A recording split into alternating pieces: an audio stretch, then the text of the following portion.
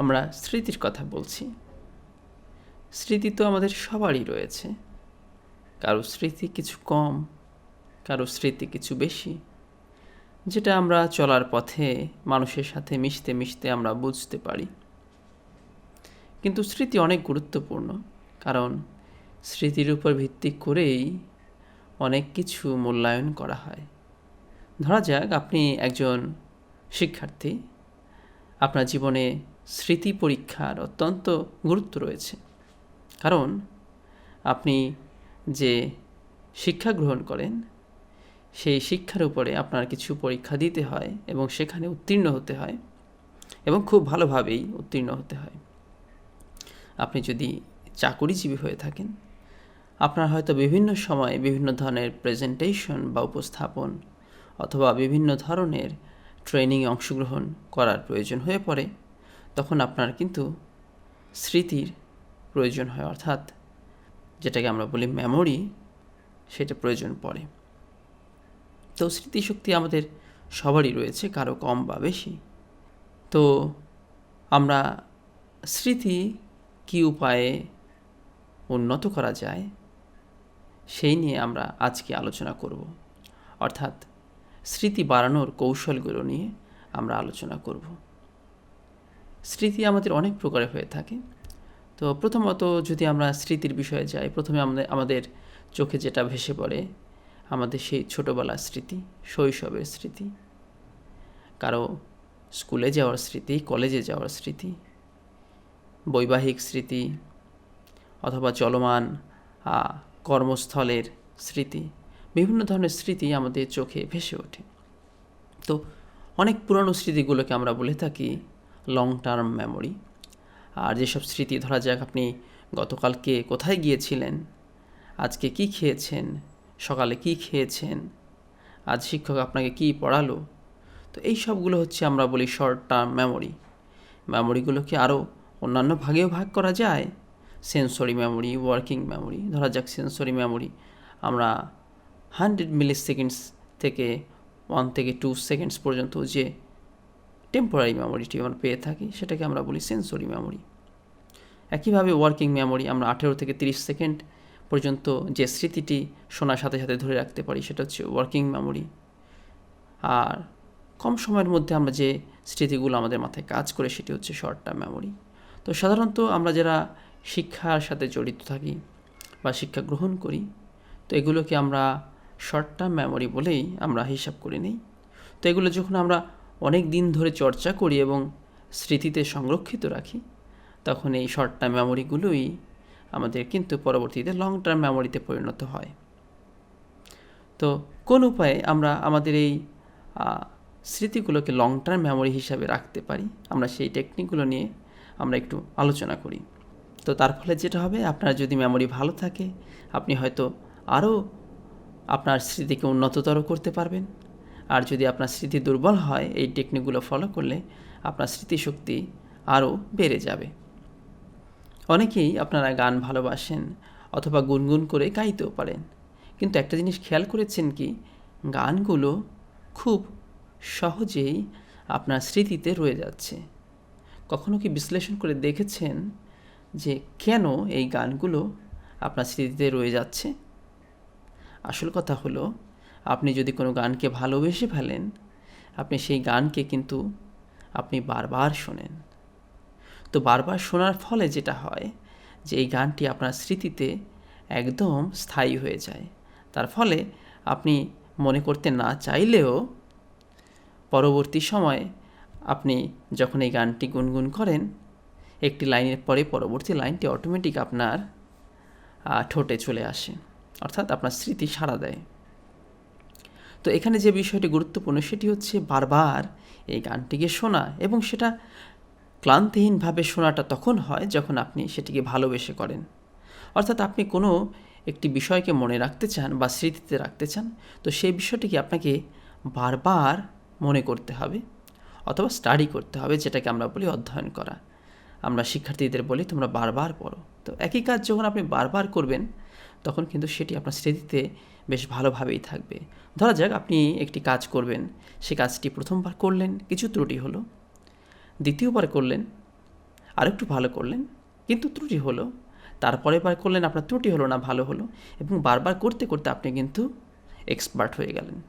তো কয়েকবার করলে আপনি যেমনটা এক্সপার্ট হলেন, ঠিক একইভাবে আপনি যদি কোনো কিছু প্র্যাকটিস করেন বারবার, তাহলে আপনার স্মৃতি কিন্তু আরও শক্তিশালী হয়ে উঠবে, এবং আপনি যে বিষয় নিয়ে প্র্যাকটিস করেছেন, বারবার আপনি মনে করেছেন, সেটি কিন্তু আপনার স্মৃতিতে স্থায়ী হবে।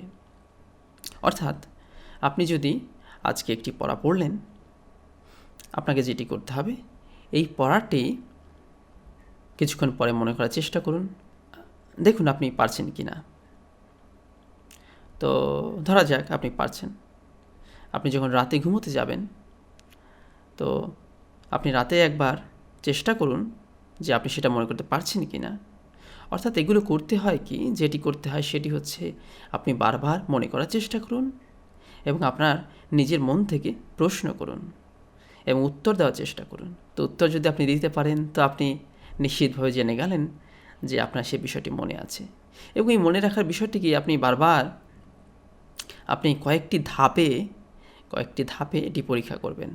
ধরা যাক আপনি যেদিন শিখলেন, ওই দিন রাতে আপনি একবার মনে করার চেষ্টা করলেন, হ্যাঁ, দেখলেন আপনি পারছেন।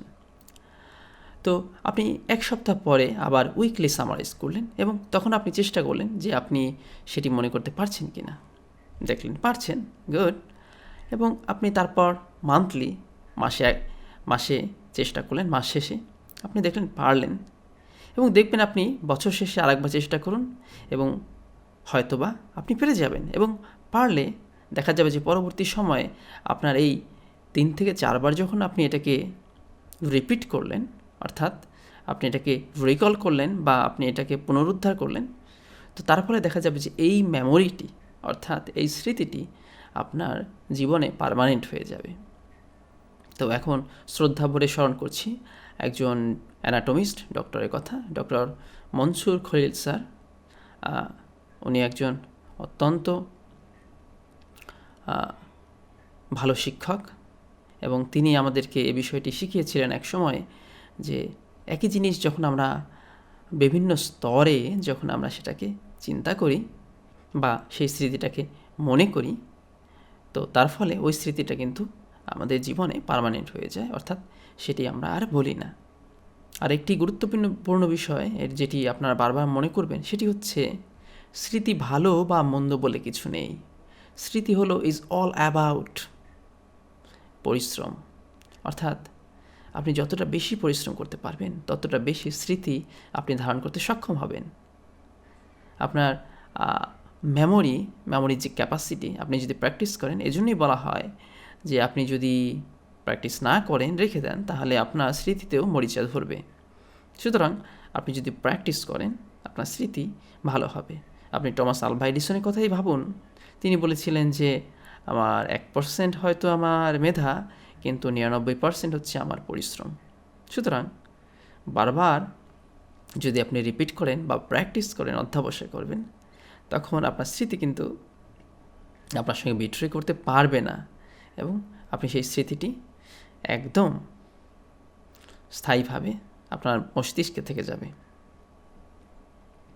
আরেকটি বিষয় হলো, যখন আপনি কোনো বিষয় শিখছেন বা স্টাডি করছেন, আপনি ওই বিষয়টি এক্সাজুরেট করুন। এক্সাজুরেট করার কথার অর্থ হচ্ছে যে অতিরঞ্জিত করুন। আপনি কোনো একটা বিষয়ে জানছেন, সে বিষয়টাকে স্পেশালভাবে চিন্তা করুন, তাহলে ওই বিষয়টা স্পেশালভাবে আপনার স্মৃতিতে গেঁথে যাবে। ধরা যাক আপনি আপনার গ্রামে একটি ভালো একটি অনুষ্ঠানের কথা আপনি স্মরণ করতে পারেন, যে অনুষ্ঠানটি হয়তো অনেক বড় বৃহৎভাবে হয়েছিল বা বিশাল আয়োজন হয়েছিল, সেই কারণেই হয়তো সেটি কিন্তু আপনার স্মৃতিতে ভালো করে থেকে যাবে। অথবা কখনো একটি, ধরা যাক আপনি অপমানিত হওয়ার একটি দৃশ্য বারবার মনে করতে পারেন, কারণ সেটা আপনার হৃদয়ে আঘাত দিয়েছিল। অথবা কোনো আনন্দের বিষয় বা সাকসেসের বিষয়, সেগুলো কিন্তু আমাদের স্মৃতিতে খুব ভালোভাবে থেকে যায়। আর এটা কেন থাকে? কারণ এক্সাজুরেটেড, অর্থাৎ অতিরঞ্জিত করা। অর্থাৎ কোনো বিষয়কে আমরা যখন বেশি করে করি বা কম করে করি, অর্থাৎ উল্লেখযোগ্যভাবে করা হয়, তখন সেই বিষয়গুলো কিন্তু আমাদের স্মৃতিতে বেশ ভালোভাবেই থাকে। অর্থাৎ আপনি একটি বিষয় আপনি শিখছেন, সে বিষয়টিকে আরও স্পেশাল কিছু করার চেষ্টা করুন। সে বিষয়টা নিয়ে একটু ভাবুন, সে বিষয়টা একটু বিশেষভাবে একটি ছবি আঁকুন। তো দেখবেন যে এই বিষয়গুলো আপনার মনে থাকবে। ধরা যাক আমরা মাসের নাম জানি, ইংলিশ 12টি মাসের নাম জানি। তো এই 12টি মাসের কোন মাসে কতটি দিন আছে সেগুলো কি আমরা সহজে জানি? বা আমরা কিন্তু শিখলেও বারবার ভুলে যাই। তো এর একটি সিস্টেম আছে, আপনারা নিশ্চয়ই জানেন। ধরা যাক এই নাকাল ইউজ করা সিস্টেম। নাকাল তো বোঝায় এই যে ধরুন আমার আঙুলে যে এই উঁচু অংশগুলো আছে এগুলোকে বলে নাকাল, এই পিছন সাইড। তো এগুলো সিস্টেম নিশ্চয়ই আপনারা জানেন। তো জানুয়ারি শুরু করতে হবে উপর থেকে, তারপর নিচে, অর্থাৎ উপরে হলে 31 ডেজ আর নিচে হলে 30 ডেজ। তো জানুয়ারি, ফেব্রুয়ারি, মার্চ, এপ্রিল, মে, জুন, জুলাই। আবার এখান থেকে আগস্ট শুরু করুন, August, September, October, November, December. তাহলে ডিসেম্বর 31-এ শেষ হচ্ছে। তাহলে এর মধ্যে স্পেশাল হচ্ছে কি জানেন, যে ফেব্রুয়ারিটি হয় 28 ডেজ এবং লিপ ইয়ার হলে হয় 29 ডেজ। তাহলে এর নিশ্চয়ই একটি ছড়াও রয়েছে, 30 days has September, April, June and November. তাহলে 4টি মাস কিন্তু আমরা পেয়ে গেলাম 30 ডেজ। এবং অল দ্য ডেজ হ্যাভ 31। এবং এছাড়া বাকি মাসগুলো হতে 31 ডেজ আছে, এক্সেপ্টিং ফেব্রুয়ারি অ্যালন। তাহলে ফেব্রুয়ারিতে আমাদের দিন রয়েছে মাত্র 28টি, এবং সেখানে আরও দেখুন 2টি দিন কম রয়েছে। আপনার যদি 365 দিনকে আমরা 5টি দিন ভাগ করে ফেলি তাহলে 30 গুণ 12 অর্থাৎ 360 দিন হয়। অর্থাৎ 5টি মাসকে কিন্তু মাত্র 31 দিন দেওয়া সম্ভব। সেখানে আমরা 7টি মাসকে কী করে 31 দিন দিলাম? অর্থাৎ ফেব্রুয়ারি মাস থেকে আরও 2টি দিন কমিয়ে বাকি 2টো মাসকে আমরা 31 ডেজ করেছি। তার ফলে ফেব্রুয়ারিতে মাত্র 28 দিন হয়েছে।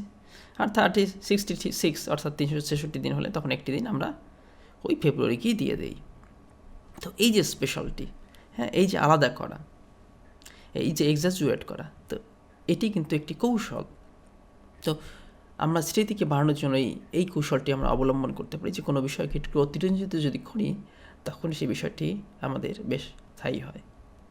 ধরা যাক আপনি একটি বড় একটি বিষয় নিয়ে পড়ালেখা করছেন, বা বড় অনেকগুলো পয়েন্টস রয়েছে যেগুলো মনে রাখতে হবে, যেটি আপনার স্মৃতিতে ধরে রাখা একটু কষ্টসাধ্য। তো সেই ক্ষেত্রে আপনি কি করবেন? সেই ক্ষেত্রে আপনাকে এই বড় লেখাগুলোকে আপনি টুকরো টুকরো করে নেবেন। ধরা যাক একটি 15 ডিজিটের একটি সংখ্যা আপনাকে মনে রাখতে হবে। তো 15 ডিজিটের একটি সংখ্যা কিন্তু মনে রাখা বেশ কষ্টসাধ্য। অথবা ধরা যাক বাংলাদেশের আয়তন কত? আমরা আগে পড়েছিলাম 1,47,570 বর্গ কিলোমিটার।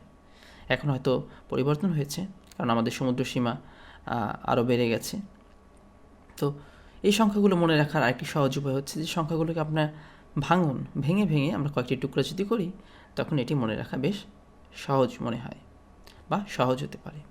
তো আপনি যেখানে পারবেন না সেখানে রিসার্চ করতে বসে পড়ুন, অর্থাৎ ভেঙে ভেঙে টুকরো করুন। তার ফলে আপনি ওটাকে আরও সহজে মনে রাখতে পারবেন। মানুষের নাম মনে রাখা অনেক কষ্টসাধ্য, কারণ বিভিন্ন মানুষের বিভিন্ন ধরনের নাম হয়। আবার অনেক সময় দেখা যায় যে একই নাম একাধিক মানুষের রয়েছে, সুতরাং নাম মনে রাখা একটু কষ্টসাধ্য এবং বিশেষ প্রক্রিয়া সেটি করতে হয়। তো এখানে এই নাম মনে রাখার জন্য অথবা কোনো নতুন শব্দ যেটি আপনি নতুন করে শিখলেন কিন্তু বারবার আপনি ভুলে যাচ্ছেন, তো সেগুলোর ক্ষেত্রে একটি থিওরি আছে, এটাকে বলে বেকার প্যারাডক্স। এটি একটি মনস্তাত্ত্বিক থিওরি। তো এই থিওরিটা হচ্ছে এরকম, ধরা যাক একজন লোকের নাম ছিল বেকার, সামথিং মিস্টার বেকার। তো এটি কেউ শুনলো, কিন্তু একটা সময় সে ভুলে গেল। কিন্তু আরেকজন সে নামটি শুনল মিস্টার বেকার, হ্যাঁ, তো তখন সে ওই নামের সাথে ওই লোকের ফেসের সাথে তিনি চিন্তা করে নিলেন যে বেকার, যে বেকারিতে তৈরি করে খাবার তৈরি করে, তার মানে কোনো শেফ। তাহলে তিনি ওই লোকের চেহারার সাথে তিনি চিন্তা করলেন যে নিশ্চয়ই সে শেফ, তার মাথায় একটি টুপি থাকবে। তো তার ফলে উনি স্মরণ করতে যখনই যান তখনই ওই ফেসের সাথে এনে একটি টুপি কল্পনা করে ফেলেন। তার ফলে বিষয়টি কী হলো, তিনি যখনই ওই লোকটাকে চিনতে যান তখন তিনি মিস্টার বেকার, অর্থাৎ তিনি যখন ওই শেফের কথা চিন্তা করেন তখন ওই লোকটাকে খুব সহজেই তার নামটা তার মনে পড়ে যায়। তাহলে এটি একটি টেকনিক, যে টেকনিকটি অর্থাৎ আমরা যখন কোনো একটি শব্দ শিখব, নতুন কোনো শব্দ, প্রয়োজনে আমরা শব্দটা ভেঙে ভেঙে তার একটি অর্থ করে নেব এবং সেই অর্থের সাথে কোনো একটি ছবি আমরা মিলিয়ে নেব। তার ফলে ওই শব্দটি, ওই অপরিচিত শব্দটিও আমাদের কাছে পরিচিত হবে। যদিও সবসময় ওই মিলিয়ে নেওয়া জিনিসটি কিন্তু আক্ষরিক অর্থে হয়তো একই হবে না, এটা আপনার মনে রাখার একটি টেকনিক মাত্র। ধরা যাক কিছুদিন আগে আমাদের একটি ঝড় হয়ে গেছে, ধরা যাক ক্যাটরিনা। তো ক্যাটরিনা একটি ঝড়। আমরা শুরু যদি ক্যাটরিনা শুনেই যদি মনে করি ক্যাটরিনা নিশ্চয়ই নায়িকা, ইন্ডিয়ান নায়িকা হবেন। তো আমরা যদি মনে করি ক্যাটরিনা কি একটি ঝড়ের নাম, তো একটি হারিকেন ঝড়। হারিকেন ঝড়টি নিশ্চয়ই কিছুদিন আগে হয়েছিল, সম্প্রতি হয়েছে, আমরা এটা পরিচিত হয়েছি। তার ফলে কিন্তু ক্যাটরিনাটাকে আমরা ক্যাটরিনা অর্থাৎ ইন্ডিয়ান নায়িকাই শুধু নয়, আমরা একটি ঝড়ের কথা আমাদের মনে পড়ে যায়। তাহলে এই সিস্টেমটাকে বলা হয় অ্যাসোসিয়েশন, অর্থাৎ কোনো কিছুর সাথে একটি মিল খুঁজে পাওয়া। আপনি যে শব্দটি পড়ছেন সেই শব্দটির সাথে কোনো কিছু মিল খুঁজে পাওয়া। আবার অনেক সময় আছে যে আপনাকে মিল খুঁজতে হবে না, বরং আপনি শব্দটিকে যদি ভেঙে ভেঙে অর্থ করতে পারেন, তখন সেই বিষয়টিকে আপনাদের অনেক সময় মনে থাকতে পারে। যেমন ধরা যাক সাইকোলজি। লজি মানে হচ্ছে জ্ঞান, সাইকো হচ্ছে মনো, তাহলে সাইকোলজি হচ্ছে মনোবিদ্যা। তো এইভাবে আপনারা প্রত্যেকটি শব্দকে অনেক সময় আছে ভেঙে নেবেন, ভেঙে তার অর্থগুলো খুঁজে বের করার চেষ্টা করবেন, তার ফলে এটি বোঝাটা সহজ হয়ে যাবে। অথবা এই সিমিলার ওয়ার্ডস অন্যান্য কী কী অর্থ আছে সেই অর্থগুলো একটু মাথার মধ্যে নিয়ে সেই ধরনের বিভিন্ন ধরনের ছবি কল্পনা করলেই সেই শব্দটা আপনাদের কাছে মনে রাখা সহজ হবে। আমরা যখন ছোটোবেলা লেখাপড়া করেছি, আমাদের শিক্ষকদের হাতে কিন্তু পাওয়ার পয়েন্ট ছিল না, এবং ডিজিটাল মাল্টিমিডিয়া এগুলো এখন অনেক সাহায্য করছে। তো তখন না থাকায় যেটা হতো, শিক্ষকেরা শুধুমাত্র ক্যাপশনটি বোর্ডে লিখতো, বাকিটার সময় শিক্ষক কথা বলতো, আমরা শুধু ভেবে নিতাম এবং কল্পনায় করে নিতাম। তো কল্পনা করা কিন্তু স্থায়ী হওয়ার বেশ একটি ভালো অবদান রয়েছে, যে কল্পনা কোনো একটি শব্দ শোনার সাথে সাথে অর্থাৎ আমরা কল্পনা মিলিয়ে নেই। ধরা যাক আপনি একটি লোকের সাথে মিলিত হলেন, সেই লোকটার নাম হচ্ছে ধরা যাক স্বপন। তো আপনার চেহারায় আরও আপনি দুজন মানুষকে স্বপন নামে চিনতেন, তাহলে আপনি কিন্তু ওই স্বপন নামটা শোনার সাথে সাথে আপনার কিন্তু পূর্বের দুটি মানুষের চেহারা কিন্তু আপনার সাথে ভেসে উঠছে, এবং তার ফলে দুটি মানুষকেও আপনি চিনতেন স্বপন নামে। পরবর্তী আর একটি মানুষ, সেটিও স্বপন, যখন আপনি দেখলেন তখন দুজন থেকে আলাদা করে ফেললেন, তার ফলে পরবর্তী সময়ে এই মানুষটাকে চেনাটা আপনার জন্য সহজ হয়ে যাবে এবং নামটাও আপনার মনে থাকবে। সুতরাং এই যে একটি টেকনিক, অর্থাৎ মিলিয়ে নেওয়া অথবা ডিফারেন্সিয়েট করা, তো এই টেকনিকটাকে বলা হয় অ্যাসোসিয়েশন টেকনিক। তো এর মাধ্যমে আমরা কিন্তু আমাদের স্মৃতিটাকে বাড়াতে পারি। আরেকটি অত্যন্ত গুরুত্বপূর্ণ বিষয়, সেটি হচ্ছে আমরা ছবির ব্যবহার করব। ধরা যাক আমাদের পাঠ্যপুস্তক অনেক সময় আছে যে ছবির সংকুলন থাকে, যে ছবি কম থাকে, তার ফলে আমাদের শিক্ষার্থীরা কিন্তু অধিকাংশ ক্ষেত্রেই যথার্থ বিষয়টি জানতে তত্ত্বীয়ভাবে জানতে পারে, কিন্তু আসলে দেখতে পারে না। ধরা যাক আপনি একটি রাজপ্রাসাদের কথা শুনলেন, রাজপ্রাসাদের বিষয়ে অনেক ডিটেলস বর্ণনা আছে। তো আপনি দেখবেন এই বর্ণনাটি 10 জন স্টুডেন্টকে আপনি পড়াবেন। তো 10 জন স্টুডেন্টকে এবার আপনি ছবি আঁকতে দিন, তো দেখবেন 10 জন 10 রকমের ছবি আঁকবে।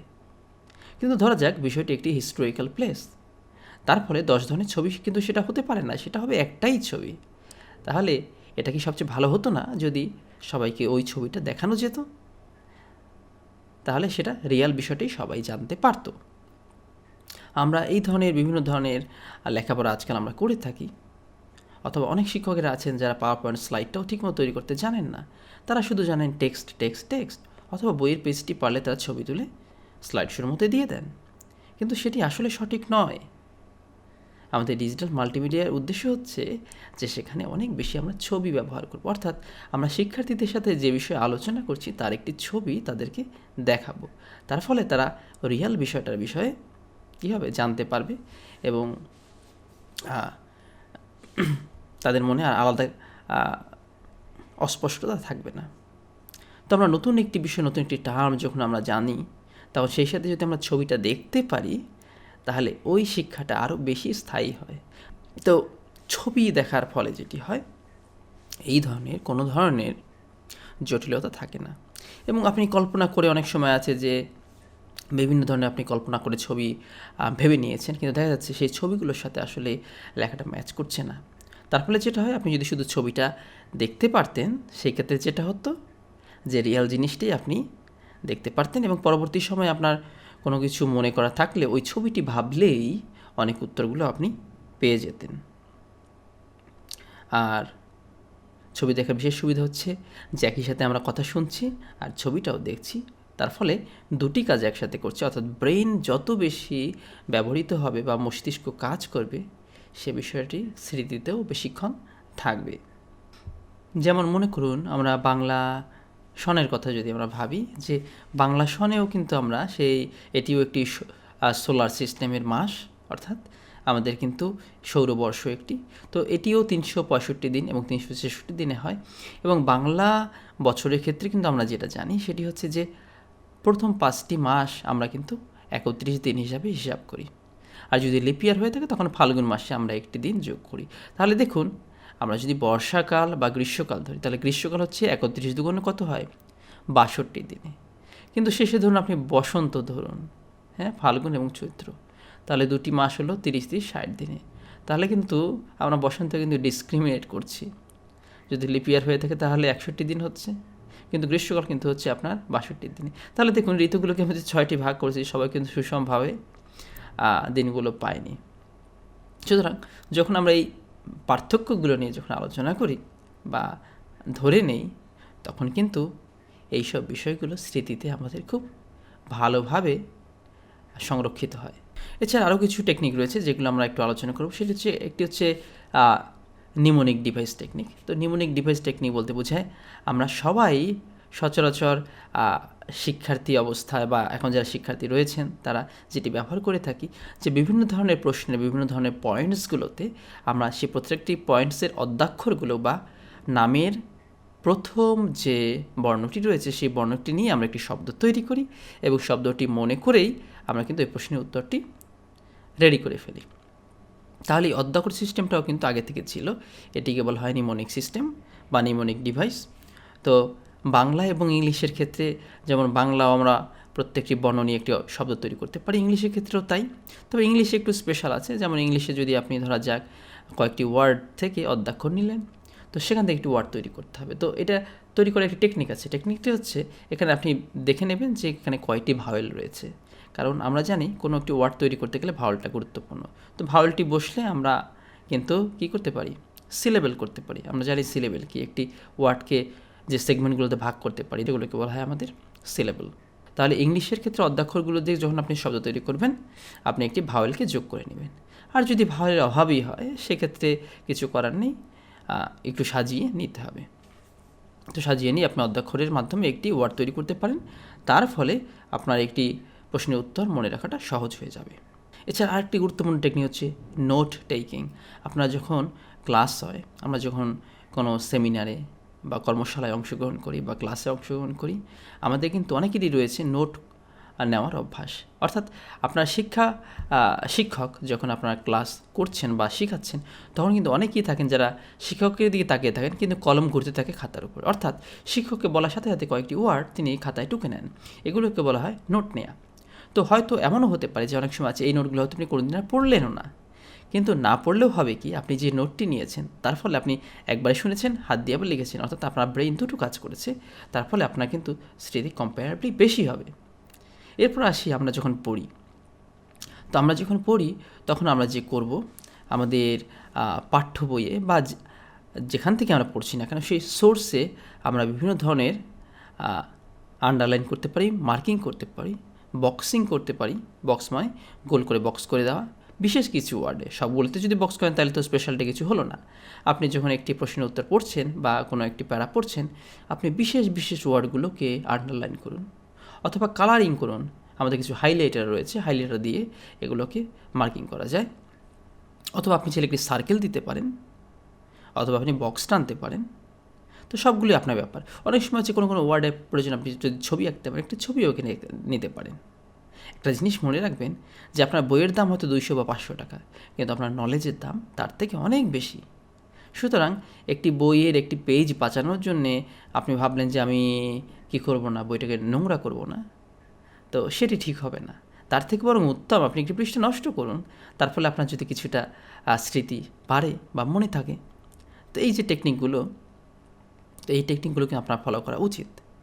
আপনি বইয়ের মধ্যে মার্কিং করবেন, দাগাবেন বা গ্রুপিং করবেন, সার্কেলিং করবেন অথবা আন্ডারলাইনিং করবেন। তার ফলে ওই ওয়ার্ডটি আপনার চোখে সবসময় ভাসতে থাকবে। তো এটি স্মৃতি বাড়ানোর একটি কৌশল। এছাড়া আরেকটি উপায় আমরা বলছি, সেটি হচ্ছে যখন আপনি কোনো বিষয়ে পড়ালেখা করেন, তখন আপনি ওই বিভিন্ন পয়েন্টসগুলো বা বিভিন্ন গুরুত্বপূর্ণ তথ্যগুলো দিয়ে একটি কবিতা তৈরি করতে পারেন, যদি আপনি কবিতা তৈরি করতে পারেন। অথবা অনেকের আছে কবিতা তৈরি করা থাকে, সেগুলো একটু পড়ে নিতে হয়, আপনি পড়ে নিতে পারেন।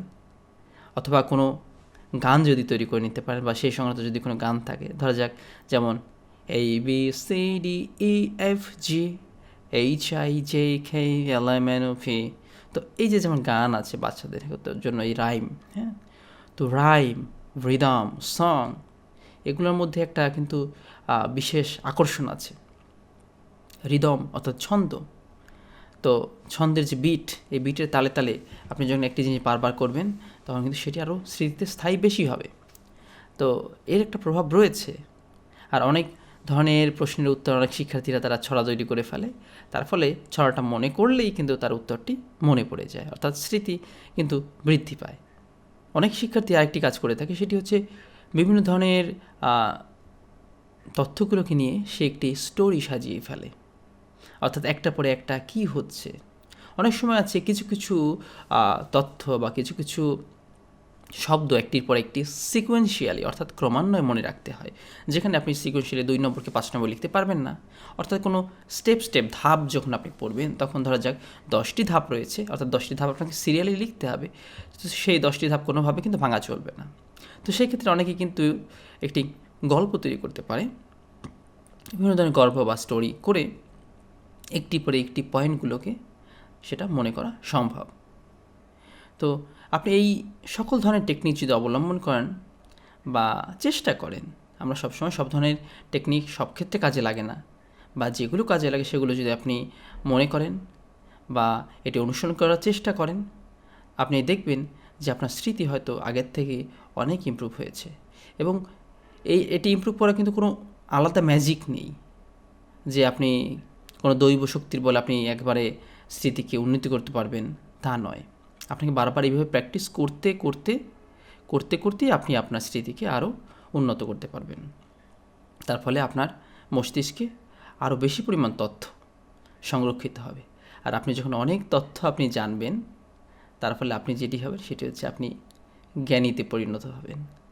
হ্যাঁ, তো বন্ধুরা, আশা করি এই ভিডিওটি দেখে আপনাদের হয়তো স্মৃতি বাড়ানোর কিছু টিপস পেলেন, এবং বাস্তবিক অর্থে এই ধরনের টিপস ফলো করেই আমরা কিন্তু বিভিন্ন ধরনের তথ্য, আমরা বিভিন্ন ধরনের শিক্ষা আমরা আমাদের মনে সংরক্ষণ করি।